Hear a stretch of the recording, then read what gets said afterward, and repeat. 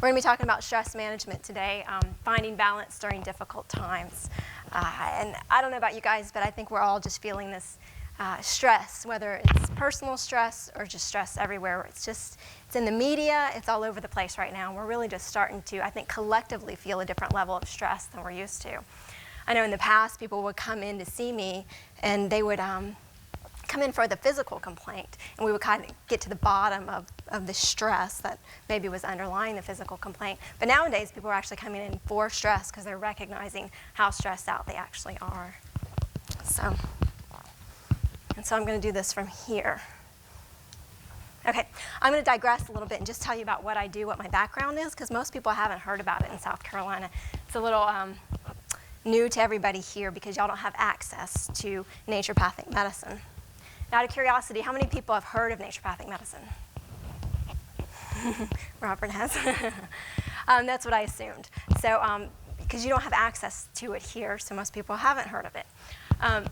It's a distinct form of primary care medicine, so just like you would go to your family doctor, you would come to see a naturopathic doctor, trained just like any other medical doctor, especially in the first couple of years of training, pretty much identical curriculums. Changes, though, towards the end, we focus more on prevention. We focus on a doctor-patient relationship. We use diet, lifestyle, different nutrients, physical medicine, before we go to pharmaceuticals. So we kind of have this hierarchy of how we treat somebody. And it's really bringing back kind of the old school medicine of like our grandparents that used to have a really good relationship with their doctors, and their doctors would come and really get to know them, and you do house calls and things like that. It's really bringing that kind of medicine back. So I think we, as South Carolinians, should be upset that we don't have access to this kind of health care. Whether you would use it or not, it would be individual, but I think health care options, we should all have the option for naturopathic medicine. I'm in a habit of changing from years. So some of our principles I'll go over briefly with you, and that's the healing power of nature. We really believe in diet and a healthy lifestyle. Identifying and treating the cause, so we'll always look and find out what's going on with you. Trace things back. You're experiencing X symptom. Well, why are you experiencing that symptom? What happened 5 years ago when you started having that symptom? Really get to the cause. Not doing any harm, so we have that hierarchy of doing diet and lifestyle first before pharmaceuticals, the lowest intervention that we can. Doctor's teacher, that's establishing the relationship and encouraging that you ask questions and get to know your body. Treat the whole person. So we never look at one individual symptom, we look at the whole picture, figure out what's going on with somebody. Prevention is your best medicine, so we always focus on prevention first, and following the therapeutic order, which again, the least harm first. So we just talked about the modalities, diet, lifestyle, nutrients, homeopathics, herbs, physical medicine, and pharmaceuticals as needed. Okay, comedy. I have a lot of little comedy breaks in. Look at it this way. If your problem belonged to someone else, it wouldn't seem like any big deal at all, right? So I am practicing in the state of South Carolina under a certified nutrition specialist credential as we work for licensure in this state.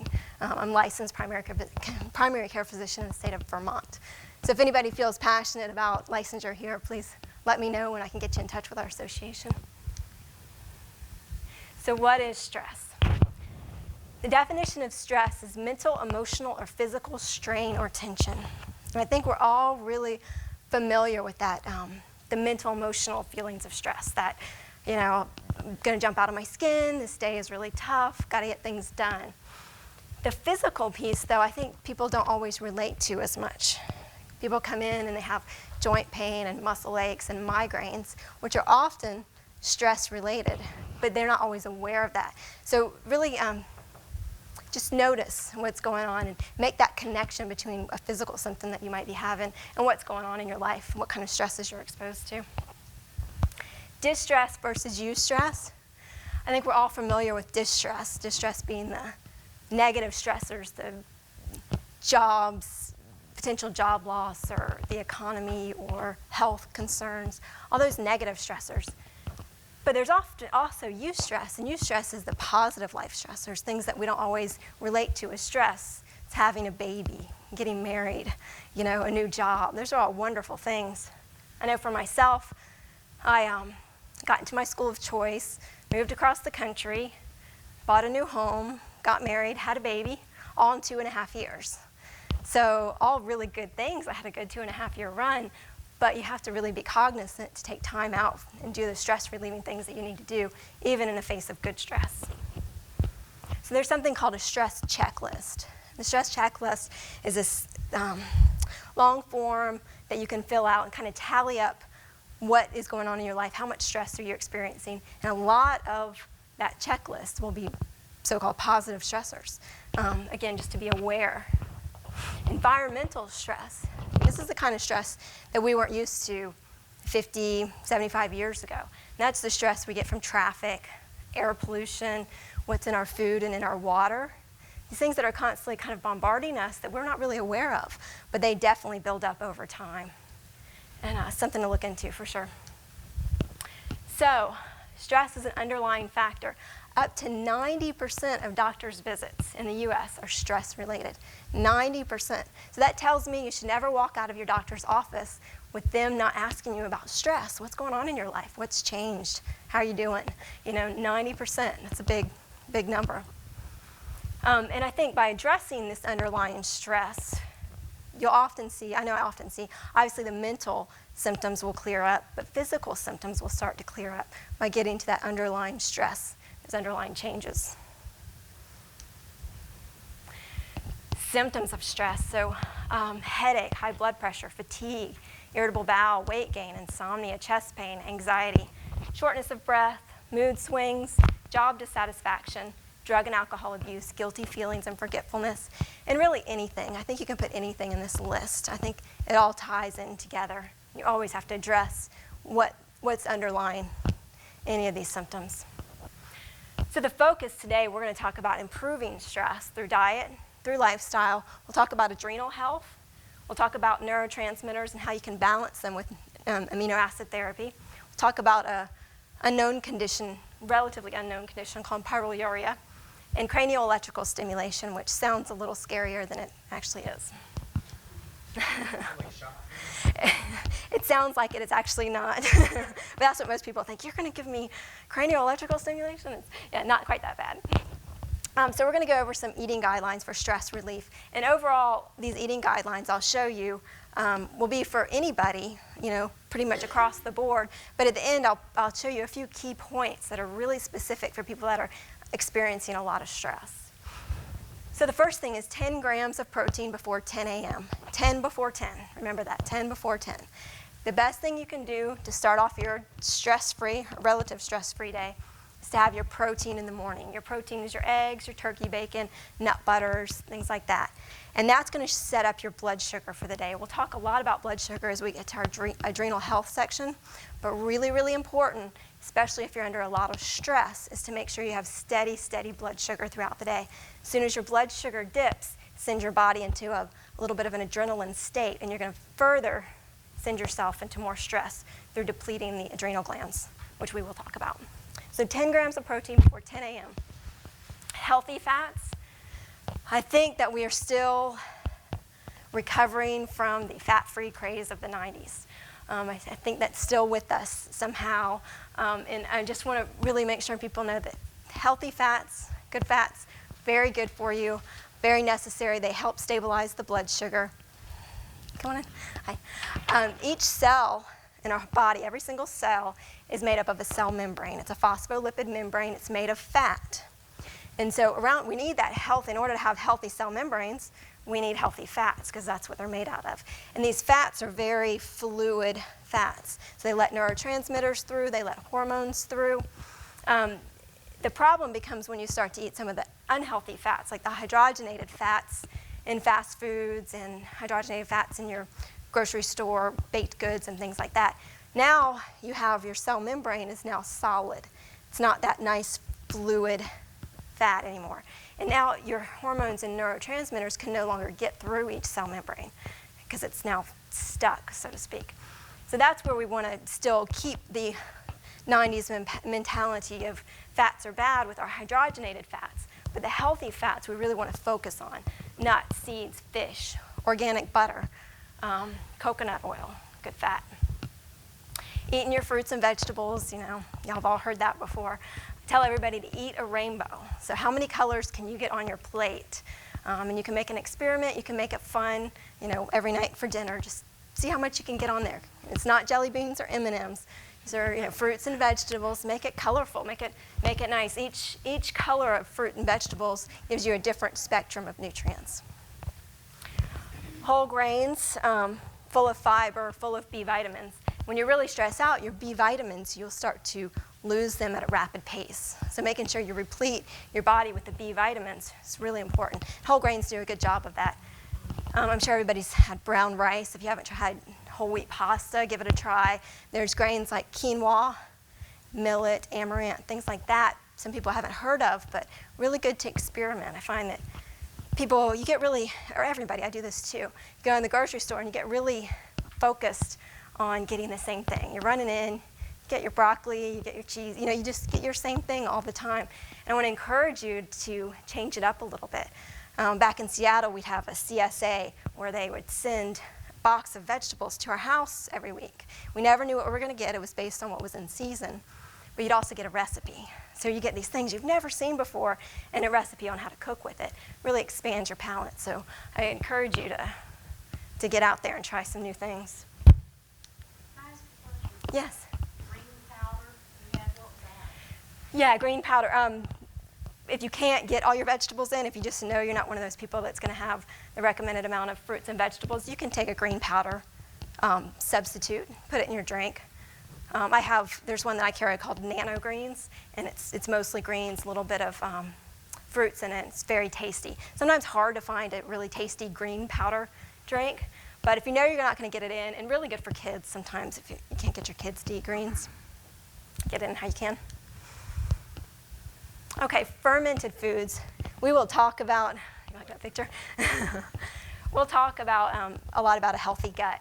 But one of the ways to have a really healthy gut is to have fermented foods in your diet. And people are really getting more familiar with this because of the yogurts and people, they're high-cultured yogurts and things like that where you get your good bacteria into your gut. Miso, tempeh, kefir, yogurt, those are some examples of other foods that get that good bacteria into your gut. So the more good bacteria you can get in, the more your body is going to be able to digest and assimilate the nutrients you need from the food, get them where they need to go. You want to avoid sugar in a lot of the sugar substitutes as much as you can. Again, we're talking about stabilizing blood sugar. So if you're going to have some sugar, you want to try some natural sweeteners like maple syrup, local honey, stevia, xylitol. Yeah, familiar with stevia and xylitol? Just a little bit better alternatives for sweeteners. And never eat anything sweet without having some kind of protein source to slow the absorption of the sweet. Because again, we're trying to you don't want your blood sugar to go up because it's going to come right back down. So we want to keep it at a steady keel. Eating organic. Not always possible to eat organic. You want to try to eat local. Meats, dairies, and fats are really the most important thing to get organic. So just like we do, when we take in pesticides and chemicals, we store them in our fat cells.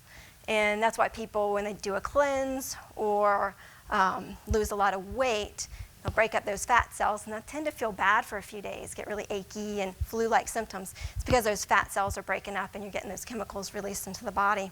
But the same thing happens with animals. So if you're going to get a piece of meat that has a pretty high fat content, it's probably best to get it organic so that you're not taking in those same chemicals. Okay, so key points with a diet. If you're experiencing a lot of stress or you want to prevent experiencing a lot of stress, or your protein in the morning, really important, and really within 1 hour of waking.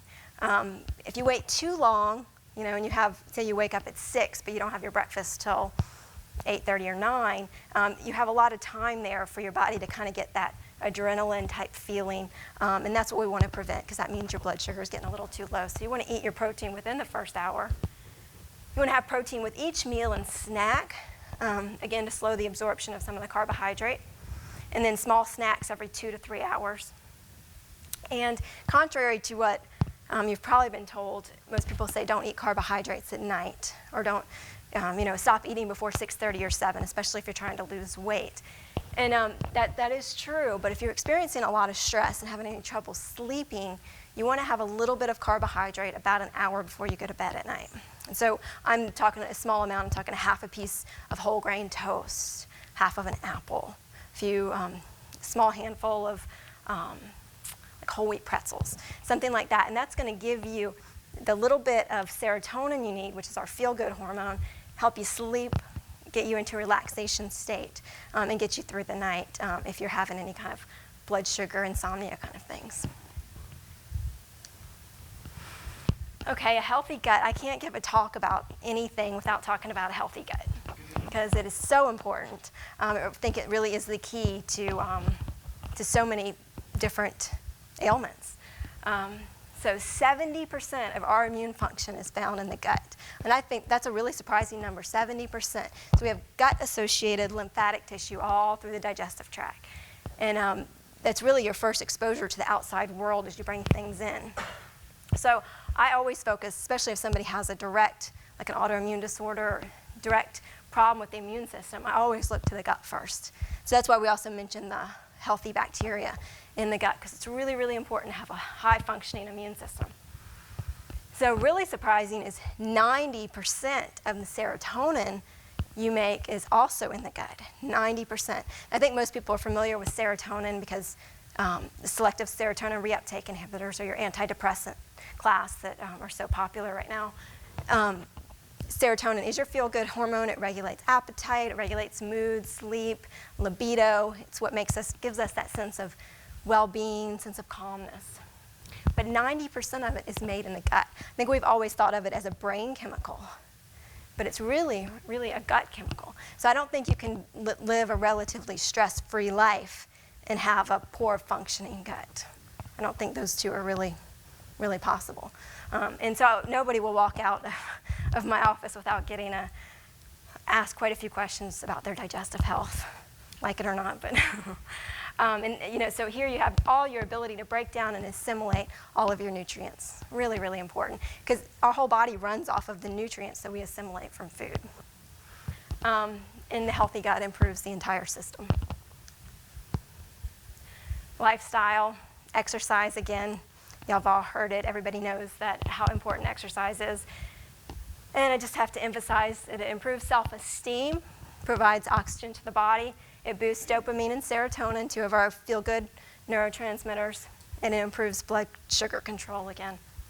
So yoga, meditation, journaling, hobbies, anything that you can do that gets you kind of outside of yourself or brings you back to yourself, but gets you away from the chatter and the worry about the future and the past and all that.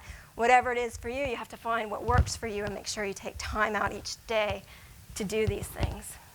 Really, really important. Breathing exercises. We'll talk about those. What fits your busy schedule better, exercising 1 hour a day or being dead 24 hours a day? Kind of puts the point there.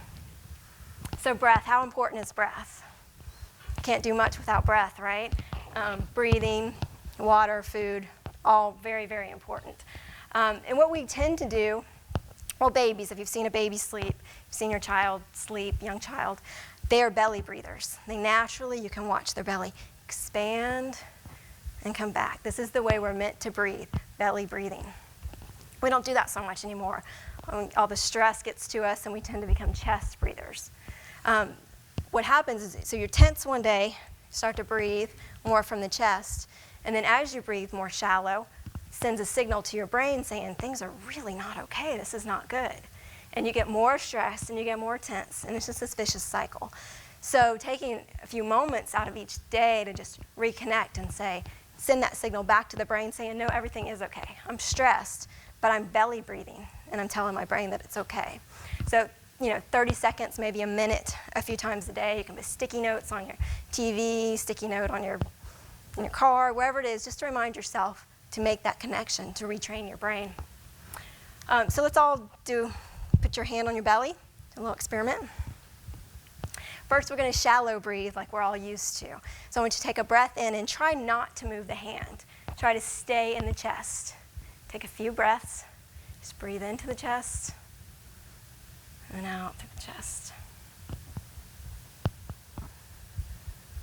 Okay, and now we'll belly breathe. I want you to take a big, deep breath in, take it all the way to the belly, and try to expand your hand out and let it come back in. Do that for a few times. You feel the difference? It's a big difference. Your muscles kind of automatically give a little release there. And so really 30 seconds, 3 or 4 times a day, easy, free, it really retrains the brain. You know, you always have to create a habit. And this is one way to create a habit, by continuing to make sure you fit it in your day. It's also called diaphragmatic breathing. Okay, one of my favorite topics, adrenal health.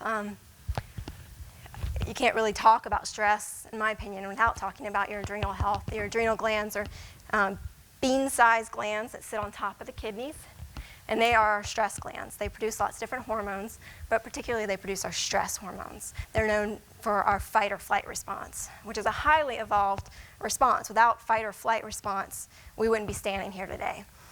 This is, you are in the woods, and a bear comes after you, and you're going to fight that bear, or you're going to run from that bear, and hopefully survive. And that is a very perfected mechanism. And unfortunately, for a lot of us, it's gone a little haywire, because we're used to lots of stress. We see the bear, but then we come back to our natural state of being, which is naturally relaxed, relatively stress-free, until we run into the bear again. That's kind